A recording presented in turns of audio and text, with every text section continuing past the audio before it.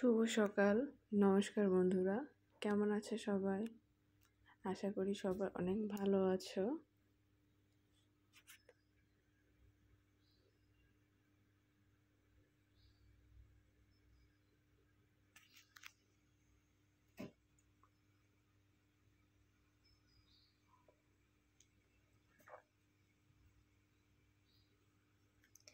আজকে রান্না করব স্পেশাল একটা কিছু, পুরো ভিডিওটা দেখতে থাকো।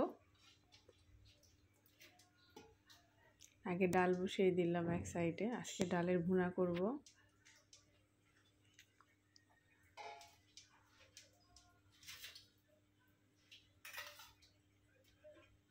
ডালের ভিতরে পেঁয়াজ, লঙ্কা সব একসঙ্গে দিয়ে দিলাম।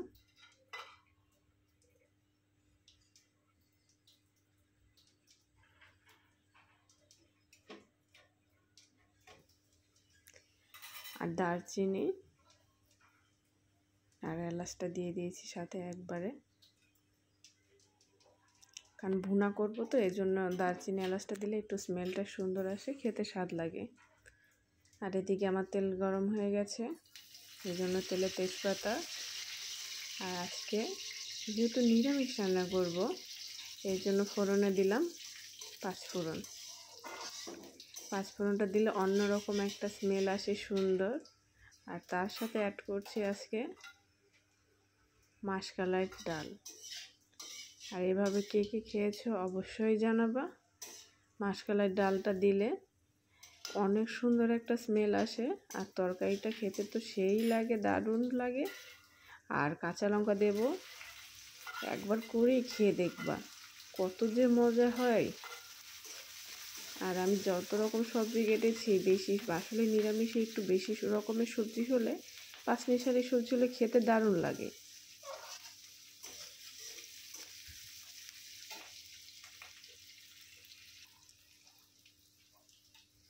আর এগুলো সব বৌদিদের বাড়ির লাগানো। আর এই যেটা গাছে, যেটা মাটির নিচে না, এটা গাছের আলু হয় যেটা, ওইটা আমরা যেটাকে একবারে মানে আঞ্চলিক ভাষায় গাইস আলু বলি। আর পেঁপেটা দিলাম, এই দুটো ভালো করে ভেজে নেব।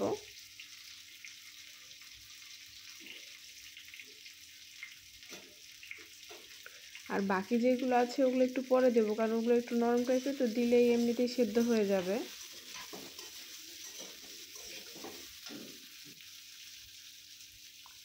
পরিমাণ মতো লবণ আর হলুদটা দিয়ে দেবো সঙ্গে।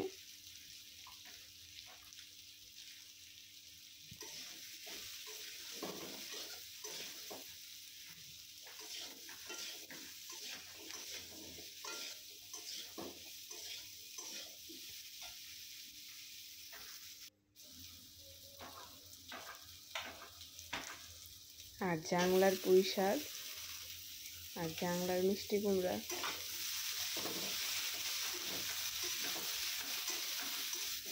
শুধু দেখো একবার। নিরামিষ আসলে কয়েক রকমের সবজি দিয়ে রান্না করা হয় তো কালারটা সুন্দর আসে। আর এটা দুধ কচু আর ধুন্দল, আমরা ফুলগুলো বলি। আর দুধ কচুটা এত লম্বা ছিল, প্রায় 6 ফুটের মতো, বিশাল বড়।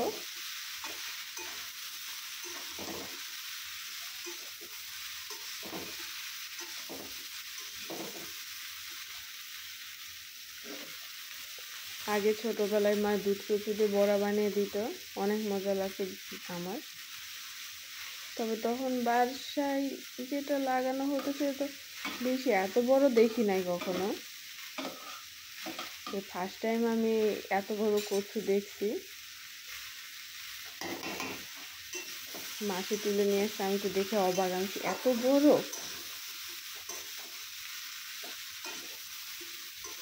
আর এদিকে ডালে আমি টমেটো দিয়েছি, সেই আমার রেখে দেওয়া সংরক্ষণ করা টমেটো, এখনও শেষ হয় না। আসলে এভাবে খাওয়া হয়নি তো এই জন্য শেষ হয়নি।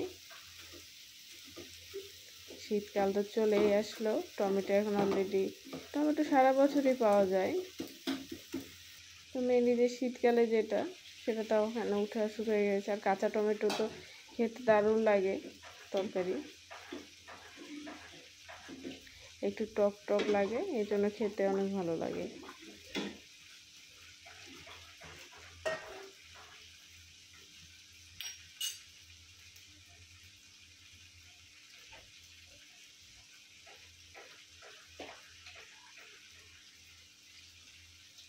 পরিমাণ মতো লবণ আর হলুদ দিয়ে দিব ডালের ভিতরে।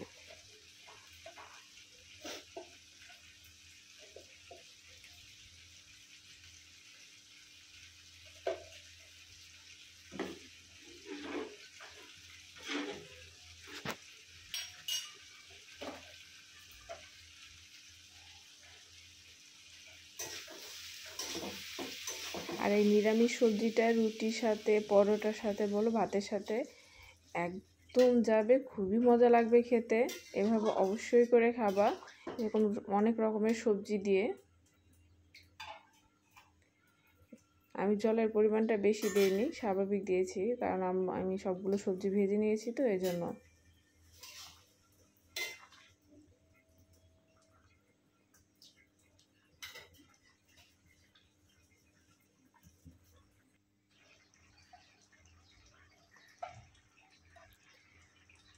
আর এই যে একটা মশলা তৈরি করে নিয়েছি নিরামিষের জন্য।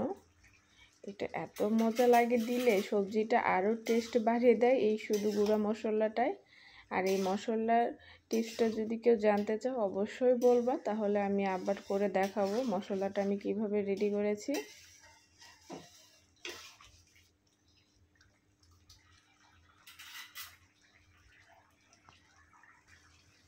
আর আজকে একটু নিরামিষে একটু ঘি দিব, আর ঘিটা মা বাসায়ই বানায়। আর মা যে ঘিটা বানায় আমার কাছে তো খুবই দারুণ লাগে, এত সুন্দর স্মেল, যেটা আমি কেনা ঘি বলি যাই বলুক না কেন, আমি অন্য কোনো ঘি এরকম স্মেলই পাই না।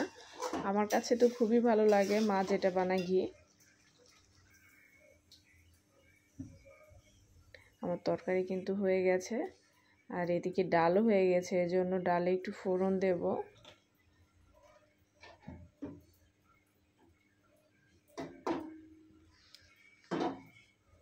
যেহেতু আজকে ভুনা ভুনা করছি এজন্য আবার তেলের মধ্যে একটু জিরা ফোড়ন দিয়ে পেঁয়াজ রসুনটা ভালো করে ভেজে নেব। আর রসুনটা আমি থেতো করে নিয়েছি যেন স্মেলটা আরও সুন্দর ডিপলি ডালের ভিতরে যায় তেলের সাথে ভাজা হয়ে। আর একটু বেশি বেশি করে ভাজতে হবে, তাহলে আরও ভালো লাগবে। একবার হোস্টেলে এক আপু ডাল রান্না করছে, তো উনি হলো রসুন না পেঁয়াজ দুটাই মনে হয় একসঙ্গে এত ভাজতে পুরো লাল হয়ে যাচ্ছে। আপু এটা কীভাবে খাবেন? আমি তো পুড়ে যাচ্ছে, কই না এটা এইভাবে খাবো। আমি এইভাবে? আমি তো আচ্ছা, যদিও আমি ওইভাবে করে কখনো খাই নাই, আসলে কেমন লাগে আমি নিজেও জানি না, একবারে পোড়া পোড়া।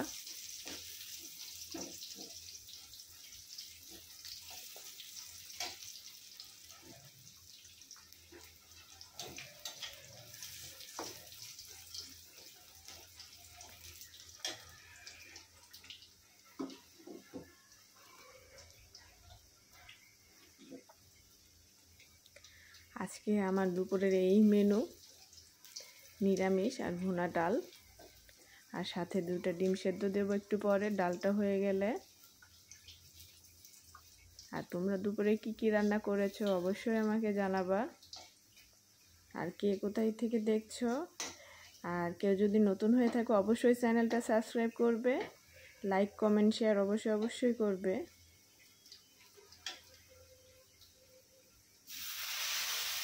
আমার পেঁয়াজ ভাজা হয়ে গেছে, এই জন্য একটু ডাল ফার্স্টে দিলাম, একবারে দিতে গেলে পুরো ছিটিয়ে যায়, খুব ঝামেলা হয়, এই জন্য অল্প আগে দিয়ে নিই, তারপরে এখন পুরো ডালটা ঢেলে দিব।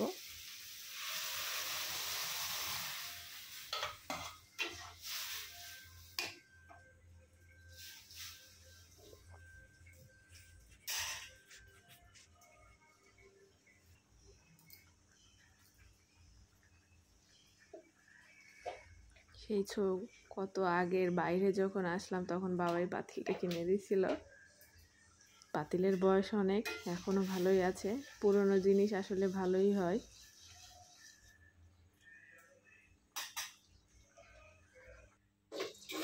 আমার রান্না বান্না শেষ, তোমরা সবাই ভালো থেকো, সুস্থ থেকো, শুভকামনা সবার জন্য।